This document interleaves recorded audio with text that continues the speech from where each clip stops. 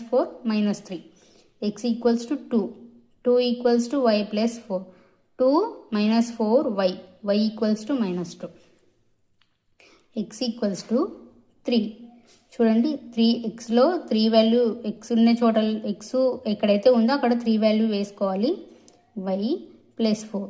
y equals to 3 minus 4 minus 1. y equals to minus 1. చూడండి x equals to 4 తీసుకున్నప్పుడు 4 equals to y plus 4. y equals to 0. అలా ఒక 3-4 points తీసుకుంటే చాలండి. Same ఇక్కడ కూడా అలానే నెక్స్ట్ ఫ్రమ్ ఈక్వేషన్ 2 నుంచి x equals to 10 minus y. x equals to 10 minus y. x equals to 0. 0 equals to 10 minus why.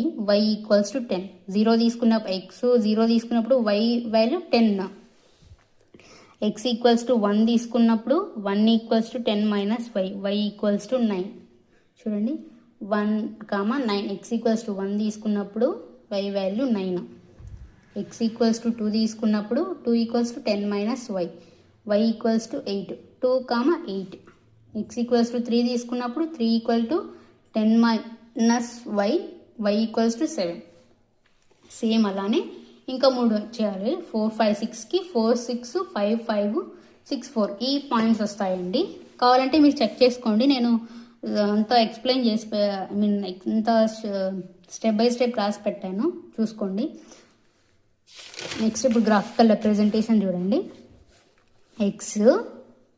Why ఇది ఎక్స్ వాల్యూ అండి.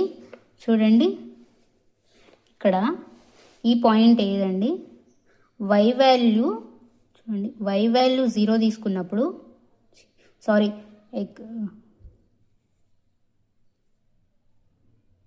వై వాల్యూ 0 తీసుకున్నప్పుడు ఎక్స్ వాల్యూ 0 అండి. ఎక్స్ వాల్యూ 0 తీసుకున్నప్పుడు -4. ఎక్స్ వాల్యూ 1 తీసుకున్నప్పుడు -3. X value 2 తీసుకున్నప్పుడు -2. X value 4 X value 4 తీసుకున్నప్పుడు 0. X value 5 తీసుకున్నప్పుడు 1. X value 6 తీసుకున్నప్పుడు 2. ఎక్స్ వాల్యూ 7 తీసుకున్నప్పుడు 3. చూడండి ఇక్కడ చూడండి ఎక్స్ వాల్యూ